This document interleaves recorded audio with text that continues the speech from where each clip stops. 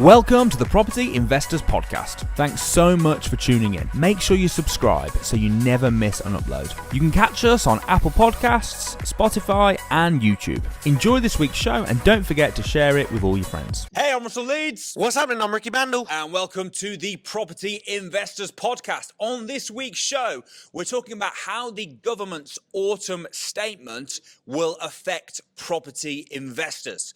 So the autumn statement came out. There's a lot of information on there. When I saw the autumn statement, I felt like, we're in December now. This is December the 1st, but I felt like Christmas had come early, Russell. Did you? Did you feel that way? It was pretty exciting. Yeah, it was. I kind of feel in general right now the government is being quite kind to landlords. Yeah, they are. I think it's because landlords are being hit in areas like with the interest rates and things like that. So everything seems to be quite nice. It's quite good. Does. We've got a few. If we look at the autumn statement and we think, all right, Christmas has come early. Yeah. Why don't we explain the autumn statement and the points in it as if they were presents and gifts? Go on, explain. Well, I'll go into the first gift. All right. The first present. Are you gonna be sharing the gift of the minimum wage has risen? It's gone up by about £1. That's £1 an hour, Rick. I know. On a 40-hour week, that's £40. Oh man, it's incredible, isn't it? It is. But that wasn't one of the gifts because people are laughing at that, aren't you? because I mean it's great news. Great news. Yeah. However, I wouldn't, me personally, with the training I've had, the mentoring I've had, I'm not focused on trying to make an extra £1 an hour when I know that there's... Well, you actually probably did a disservice to you because all your staff that are on minimum wage, it's probably all your... Ricky's like, oh! No, they don't get paid minimum wage. We pay staff very well. Okay. But if you're on minimum wage, you've gone up an hour, congratulations. However, that's not what I'd be focused on. In fact, I think if you're happy about getting an extra £1 an hour, I think you should reevaluate and look at actually how can you make an extra, £100 an hour. And then £200 now, and £300. So what's the actual first gift of the autumn statement? Well, the first gift is this. This just, when I read this and I saw this, I was like, oh, my goodness. Are you ready? I'm ready. Here we go. I'm strapped in. I want you to start unwrapping the ribbon. All right. Are you unwrapping the ribbon? Yeah, metaphorically speaking, yes. Okay. Are you unwrapping the paper?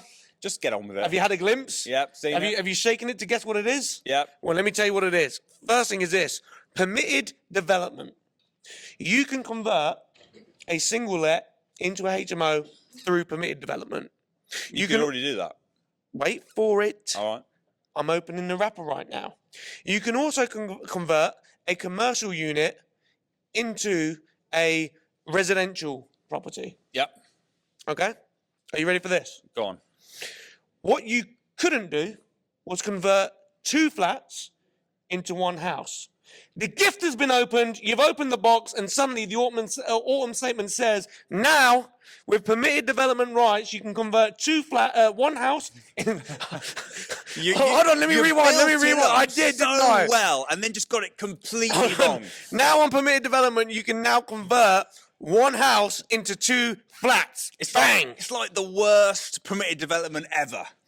From the way you said it, you can convert 2 flats into 1 house. Was it like when you think the present is going to be like, it's like when someone gets you a dog for Christmas. Is it like opening the card and then realizing there's no money in there? You're like, yeah, the way you said it. But you are right. It is massive news. So you're not right. You should say it wrong. But you're right. You're right that it's massive news in that you can now confirm a residential property into 2 flats without needing planning permission. That is huge for people that want to do the buy, refurbish, refinance, and you're looking to add value. This is a game changer.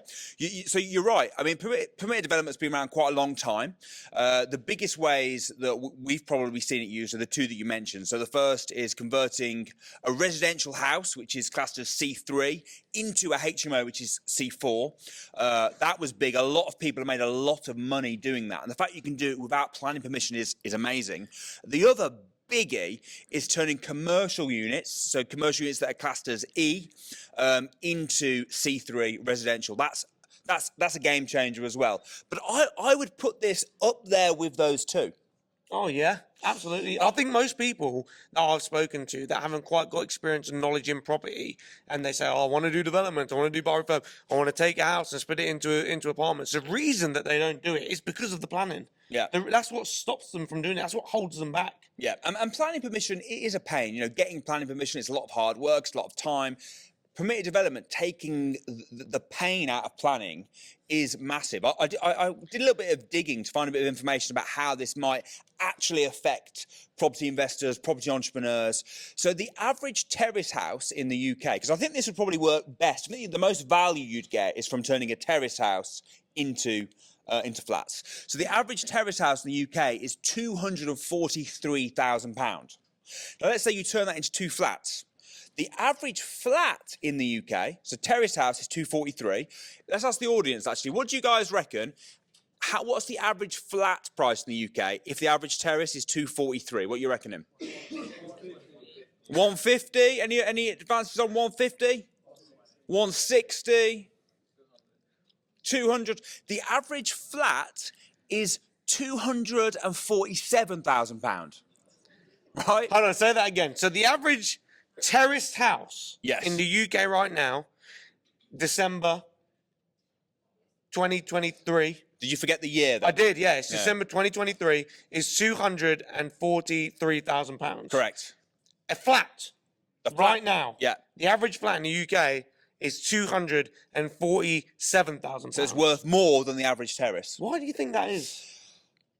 Now, what I'm not suggesting is you take one terrace property worth 243, turn it into 2 flats, and they're both suddenly worth more than the terrace, right? So obviously that wouldn't be the case. However, if you do a bit more digging, probably a bit more useful information, is per square metre, the average flat is worth about 50% more than the average terrace, right?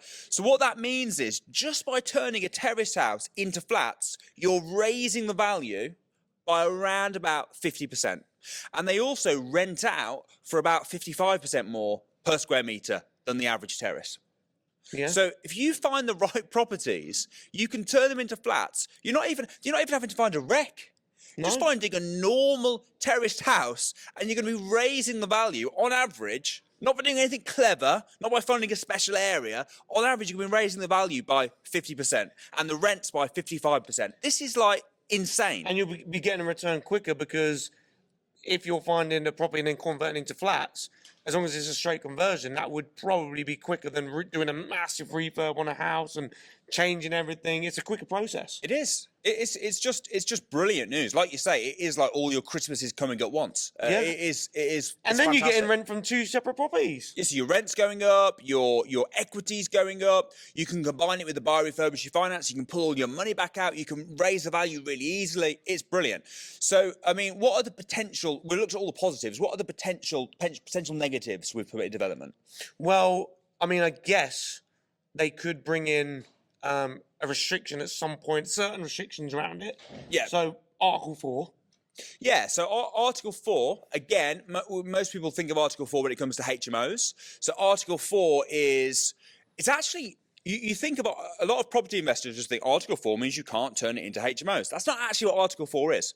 What Article 4 is taking away the permitted development rights in a certain area. Now, it's most commonly used for stopping converting residential to HMOs, but it could also be used for certain areas in London are Article 4, but it doesn't affect HMOs, it affects turning commercial units into residential, right? So all Article 4 is in this area, you cannot do a certain type of permitted development. So you're right, they might bring Article 4 in. This hasn't actually come into play yet. It's due to come in 2024.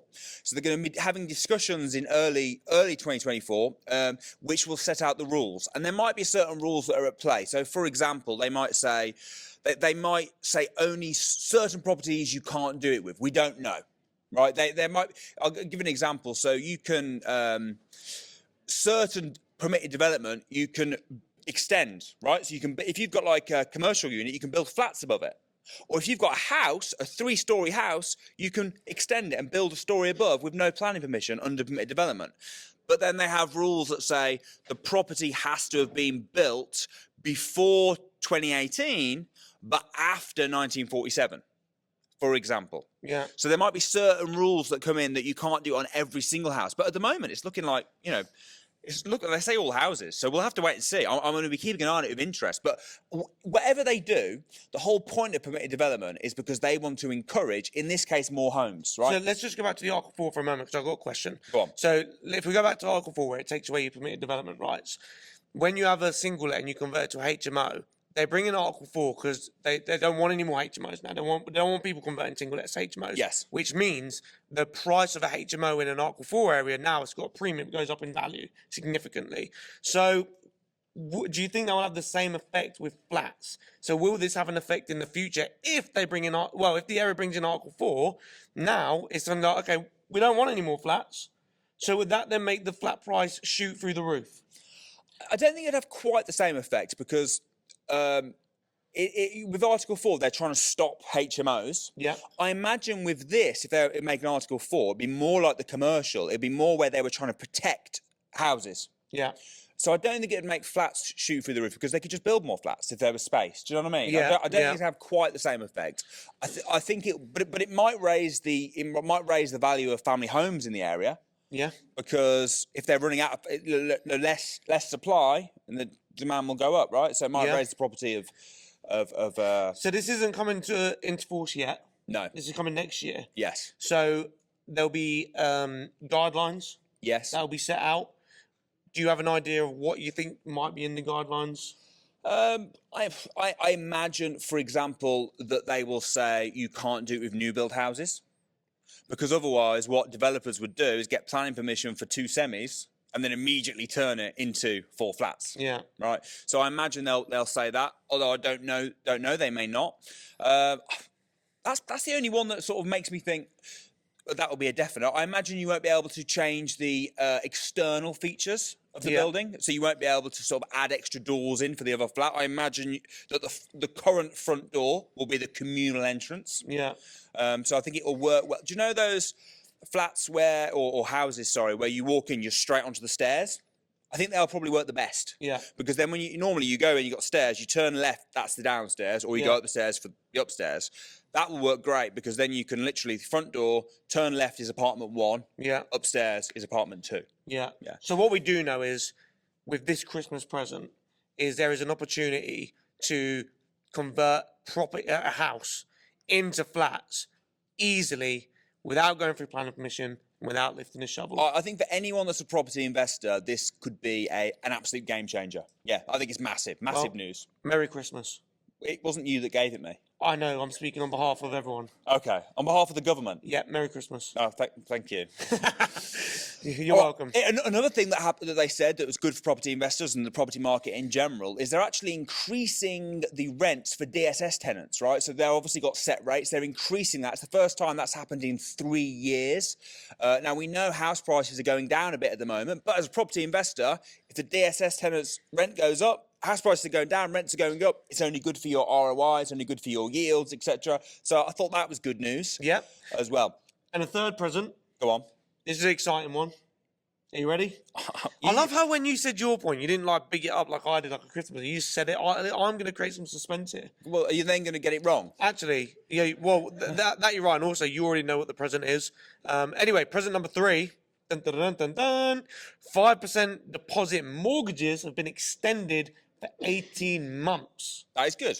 Very good. You can't do it on buy-to-lets, though. Not on buy-to-lets. So this is good. It's still good because if you get a chance to buy your own property or residential property at 5% deposit, it still makes sense, right? Yep, absolutely. There is criteria for this. Go on, hit me There's a with few points criteria. Hit me with the criteria. So you must be buying a main residential home in the UK. So as we just said, they can't be used for investment properties, second homes. Another criteria is the property must be worth £600,000 or less. You won't be able to apply if the property is in excess of that. Okay, but that probably covers most people. That's pretty standard. Yeah, that's quite. It's not £600,000. Not a cheap house, is it? No, it's not. And the third point, and part of the criteria, is the property can't be a new build either. It can't be a new build. No. That's interesting, isn't it? Can't be a Because new build. a lot of the sort of help to buy and stuff, they actually were encouraging new builds. Yeah. That's interesting. Yeah. So what are your thoughts? Extended 5%? I think it's good. I think again, it's good. It's not quite as exciting as a Christmas present as the first one that you gave me. You should have given it the other way around. You should have built to the. You started with the best, and then everything else is a bit of a letdown. Yeah. I'm sure it has, with the 5%, it has, I think you can only get a repayment mortgage. I'm not sure. I'll have to have a look into that. Yeah. It'll be interesting to know if you do the 5%, whether you could do interest only. From my experience. I think mostly with Resi now, it's repayment anyway, isn't it, really? Yeah. Mostly.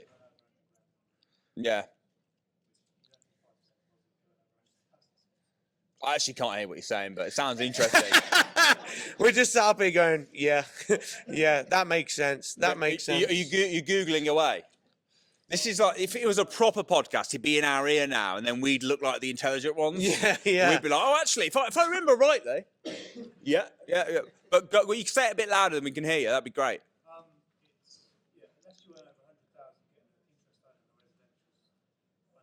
Oh, right. So unless you're earning over £100,000, getting an interest only is unlikely. Yeah, it's pretty much all. Yeah. Cool. So I think it's good. I think it's good news. I think like a lot of the things we mentioned at the start, a lot of the things that the government are doing at the moment, I feel like they're in favour of buy-to-let landlords, in favour of property developers. I think it's because they've been hit so hard with the interest rates and stuff that's going on. Also, I suppose you've got a general election coming up soon, so they're trying to, get a few people on side. I think this is a bit of a kick for people maybe as well, that, people that are thinking about getting into property investing, thinking about investing their money, and have been thinking about it for a while. Now's a bit of a kick to say, now's the time, man. This whole change is like, now's the time. If you're going to look at buy houses and split them up into apartments, you want to do buy, refurbish, refinance, you want to push values up quick, you want to create wealth, this is a kick to say, do it now. Merry Christmas, folks. Start investing. Yeah. So what would you be? What would your strategy be then? Now with this in mind, are you going to be looking to utilise any of these? No, I mean we've just done a whole podcast about the benefits of them. I don't think I'm going to implement them. You're going to implement them? No. No. That's a stupid question. Well, I don't know, because you already own a house. So I'm assuming you're not going to use the. Oh yeah, apart from that one. Yeah, I'm not going to. Yeah, I'm not going to do that one. All right. Well, what about the have you got tenants in benefits? Please say no, because if you say no, you're really taking the piss out of me, and then you're not going to be doing most of them, are you? Have you got tenants right now with benefits? Not friends with benefits. It's very different. I don't, but right. I will be implementing the first one. Okay. I will be buying properties. Do you see that as a big part of your strategy for 20? I agree. Oh yeah. I think it will be. I think that's. Listen, this statement's just come out. Yeah. I need to go away and look at it, and what I'm going to do is I'm going to come up with a strategic way to navigate through this next year by using this to my advantage. But 100% buying and converting into flats will be a big part of that strategy. Yeah, and you're more excited about these three things than minimum wage rising by £1. I mean, it's very close. I mean, pensions have gone a bit better. Was it 8%? I mean, when I was weighing it up and I was looking at this and I was thinking, gee, so you can make an extra pound an hour. Or I could buy you a Turkish every week, Turkish meal. Yeah, it could. That's pretty exciting. Yeah. But then I realised actually you could buy a house. You don't even have to have the money for it. You can raise finance for it. You could do a joint venture with it. You could raise the money for it. You don't even need to have the money. You don't even need the extra pound an hour. But you could buy a house, push up the value by splitting into flats without getting planning permission, get the appreciation, and also benefit from the rent, which would equate to, if you do it correctly with the right training knowledge, equate to thousands and thousands of pounds. The £1 an hour extra suddenly sounded not so good. Yeah, what got me really excited about it was when I actually looked at the stats. Because obviously you kind of know that flats get more per square metre than a terraced house. But when you actually look at the stats and you see they're worth 50% more, and you can literally push a property up 50% under this, that's just correct. That's just awesome. I'm really excited about it. I'm excited. I think it's a great statement. I'm looking forward to utilising it next year. Merry Christmas, Russ. Right, love to know your thoughts in the comments, what you think of it, how you think it's going to affect how you're going to use it. And I've been Russell Leeds. I'm Ricky Mandal. See you next week.